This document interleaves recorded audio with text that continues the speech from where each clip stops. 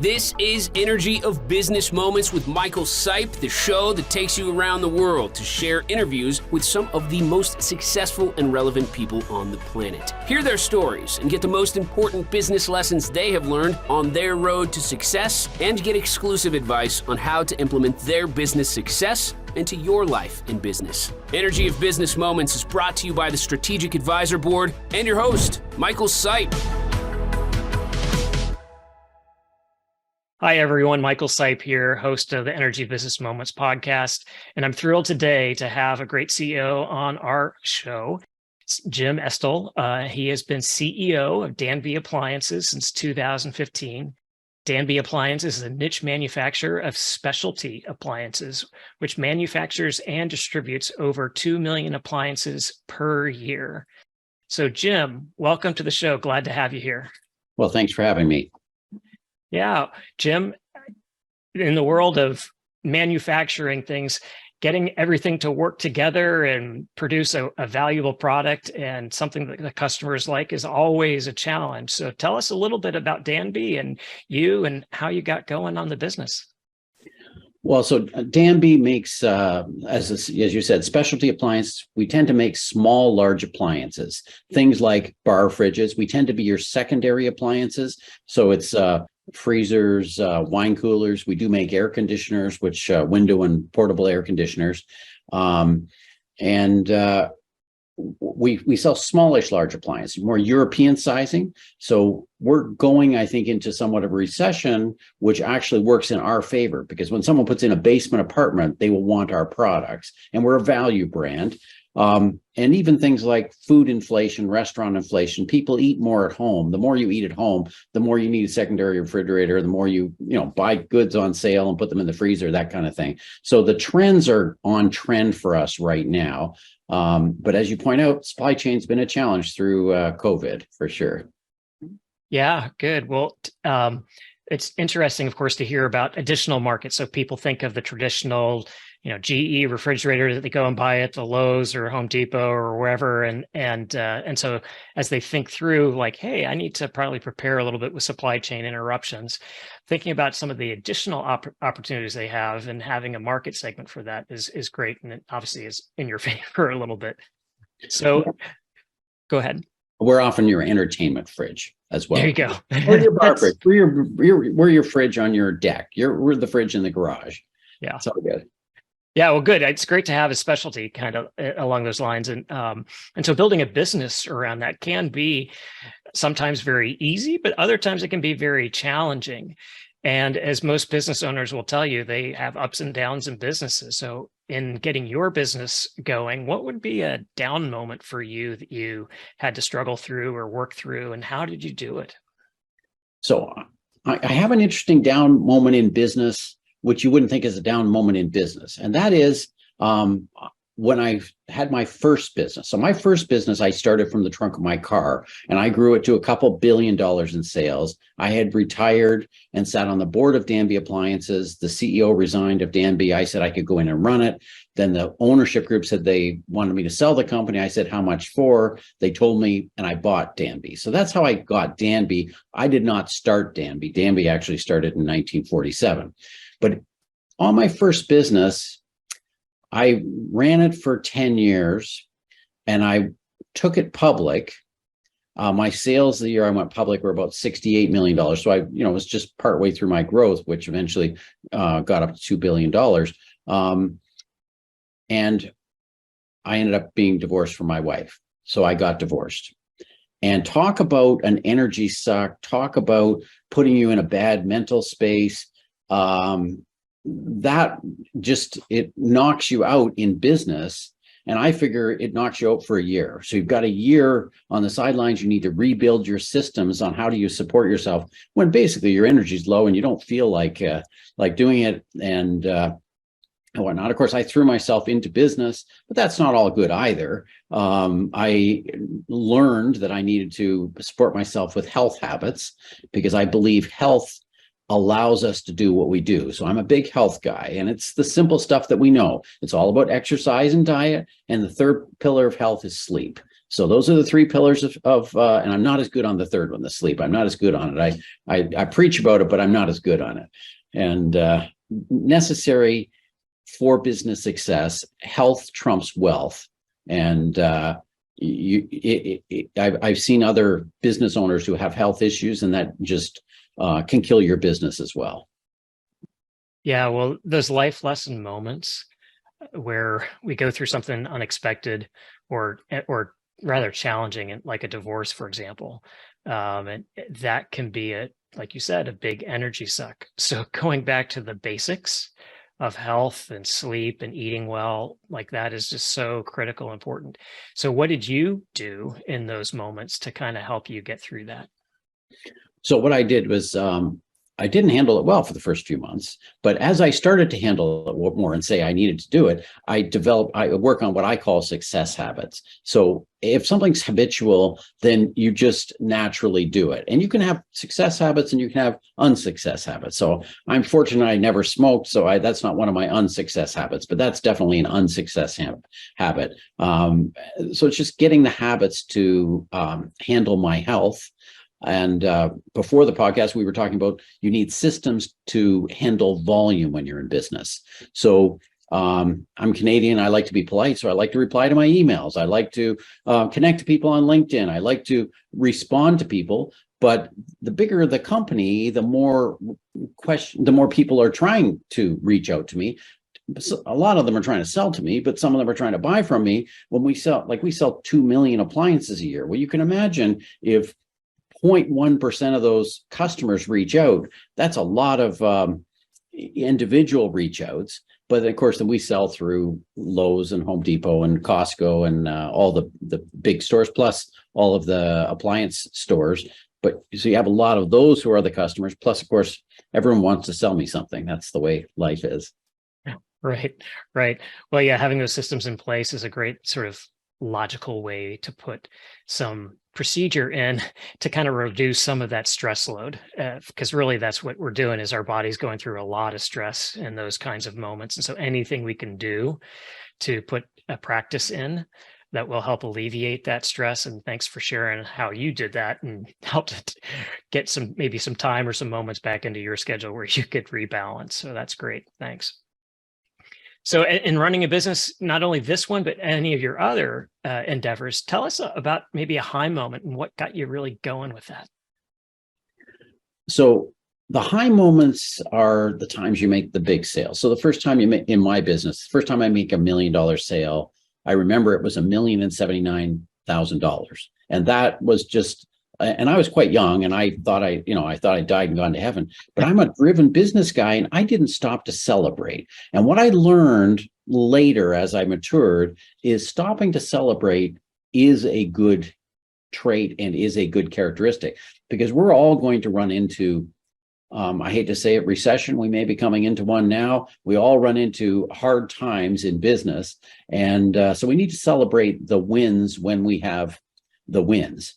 Recently we actually had a ironic win in COVID. Many companies didn't do well, but freezers, everybody wanted freezers because they're worried about food security and they're eat at home all the time. So all of a sudden there's massive shortage on freezers. So that was a huge sales, and you basically could sell anything you could make.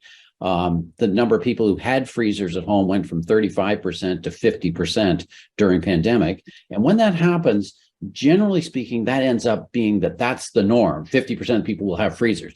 Just like if you think of microwaves, 98% of the people, 99% of the people have microwaves. They never go to being not without a microwave. Like if their microwave breaks, they get a new one. When their kids move out, they get a microwave because they think, oh, that's the way you live. You have a microwave. Or if you have a television or if you have a computer, that becomes the norm, right? Yeah, though that's a great example. And when you have those sales moments, celebrating those moments is one of those positive emotions that we don't get that often. And when we do have it, it's good to build that into the memory, if you will, of, hey, there's some good things out there so that they can counterbalance some of the negatives that come through. So tell me a little bit more about that celebration piece for you. Like how do you put that into your practice nowadays? So one part of my practice is I have what I call a gratitude practice. And I have a gratitude journal. I write 3 sentences a day of things I'm grateful for. And I will tell you, it works for the positive, it works for the negative. Even if times are terrible, I am hugely grateful because I'm actually going to sleep inside and I'm going to not go to bed hungry tonight. And I'm going to, and I've got friends and family, and any of my problems, and I will tell you I have problems, they're all first world problems. Oh, I didn't sell enough of this. Oh, I have too much inventory of that. Oh, I don't know whatever happened. I got stuck in traffic. Wasn't my life awful? I was late for a meeting. These are all tiny, tiny things. And gratitude helps when you're have a down moment. Gratitude helps when you have an up moment. I sponsored over 500 refugees to come to Canada. And I learned from the refugees that the secret to happiness is being grateful for what you have, not ungrateful for what you've lost, and not ungrateful for what other people have. And that's a good lesson for entrepreneurs too. Be grateful for what you have, not ungrateful for what you've lost, because you're an entrepreneur, you probably get some goose eggs. As a matter of fact, if you don't have any goose eggs, I will tell you, you're not trying hard enough. You have to take some risks. That's the nature of entrepreneurship. Exactly. On failure, I always say fail often, fail fast, fail cheap. So, and having a failure does not make you a failure. I did a lot of venture investing, and I invested in over 150 tech companies. One of those was BlackBerry. I sat on the board of BlackBerry for 13 years. Everyone thinks I'm a hero. The unsaid part of that, 125 of those companies went bankrupt. You haven't heard of 125 of those companies. And everyone thinks I'm the hero, but I had 125 goose eggs. And if I didn't have the goose eggs, I guess I wouldn't have had the wins to go along with that. And that's the way it is in business as well. Yeah, so true. And what I love about that is the wisdom that you provided there about the gratitude piece. It's not just the gratitude for the things that we do have, it's knowing that we don't need the ungratitude for not having, right? That aspect of, if I don't have it, I'm going to miss it, or I don't have it, so I'm feeling worse for not having it. No, actually just being grateful is this practice of doing the opposite. So it's really important for entrepreneurs, just like you said.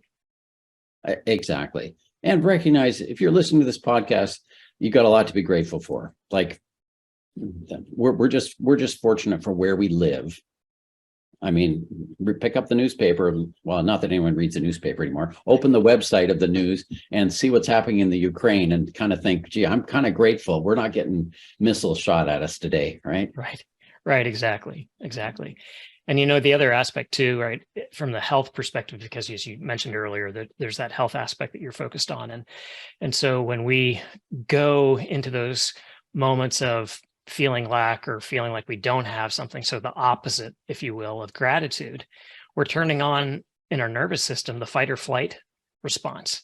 And that fight or flight response is great when we actually are really threatened, but we're self-inducing that threat when there really isn't a threat. And just like you said, like, we're not in Ukraine getting shot at or whatever. We're actually maybe at home or maybe at the workplace, but there's no physical threat for us. And so when we're counterbalancing that with gratitude and do that more and more, we're actually sending better release of hormones within our body for our body to heal and restore. And gratitude plays such an important role in doing that. You're totally right. And our bodies are responding as if we are animals in the wild that are about to get eaten by saber-toothed tigers. And fight or flight response is meant for physical stuff. That's why we need to work out hard physically. Because if I work out hard, that releases that from my body. If not, I'm sitting at a desk. It's eating at my heart, it's eating at me, my health, completely. I also practice meditation, and another very simple variant is just breathing. It sounds little, but if I have an issue, just 3 deep breaths, sit up a little straighter posture, and I can just handle things a little bit better. And I don't even know how difficult that is. That one uses one of my time management tricks, which is the power of while. What can I do while I'm doing something else? I can do 3 deep breaths and talk to you at the same time and you don't even notice, right? Right. Right. Oh, those are some great tips. And, to follow up on the breathing part, right, is when we get into that breathing rhythm, if we're focused on just slowing down that breathing, we're starting to get the heart and the brain into coherence.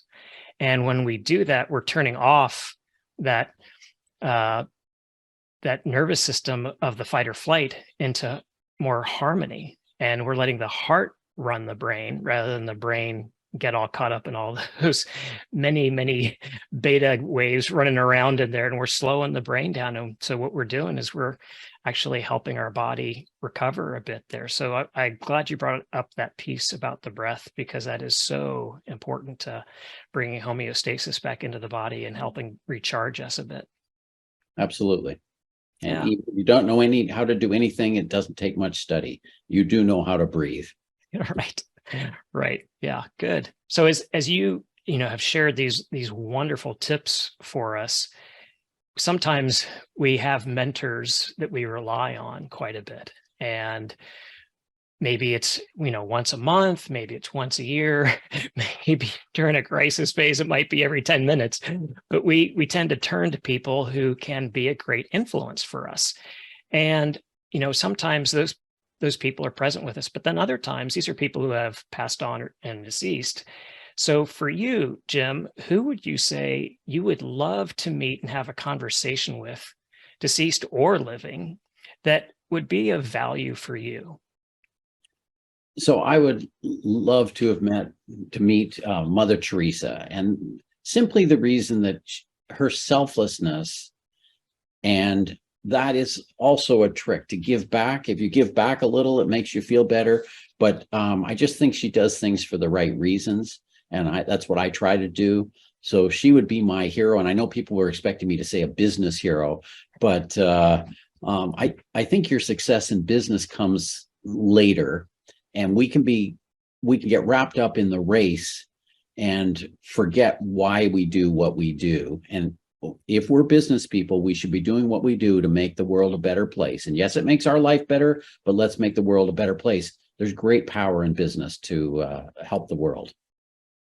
Oh, I couldn't have said that better. And the being of service actually is interesting for the reason that the act of giving biochemically, the act of actually giving out of genuine care or concern has a stronger impact on the body than the act of receiving. So the joy we might get from getting a gift is a little less than the feeling we get from actually giving. And so I love that you brought that up, because there's so many of our guests that we have on the show that actually, like you said, you would think would say, oh, here's my business leader, mentor, ideal I would love to talk with. But no, most of them actually are saying things just like you about an influential person that talks about sort of those higher level energies that they embodied in their life. And so, of course, if we want to embody that in our life, then of course we look up to them as a role model. And so I love that you brought Mother Teresa in, because that's just another great example. For sure. Also, if you do have downtimes in business, one of the best ways to gain perspective is to help someone less fortunate. And there is someone less fortunate. It's the best cure for depression. I'm not a psychologist or a sociologist or anything, but I just happen to know it's a good cure for depression is to help other people. Yeah, great point. Great point. Yep. Well, Jim, I've greatly enjoyed having you on the show today. You've shared some phenomenal wisdom, some very simple stuff, but from so many years of your experience and all the different companies and the failures, as you said, the goose eggs, your perspective means a lot. So appreciate having you on the show. And if you could, please share with the audience a little bit about how they could maybe reach you or find out more about Danby. Sure. So the Danby website is www.danby.com. It's that simple. And I am a LinkedIn, I don't know what you call it. I connect to almost anybody who reaches out to me on LinkedIn. And if you can't find Jim Estill, JimEstill on LinkedIn, then I'm probably not worth finding for you. So those are probably the two easiest way. I am Googleable as well. I'm sure you could find my contact in Google. Good, good. Well, great. Well, thanks for the information there. And of course, thanks again for being on the show. I know our audience will find it of value, and appreciate you being here today and taking time out of your schedule. Well, thanks for having me, Michael. Thanks for listening to Energy of Business Moments with your host, Michael Sipe. Please leave your feedback and visit strategicadvisorboard.com to get the latest and greatest business advisement on the planet. Follow us on social media for updates, and we will see you on the next episode.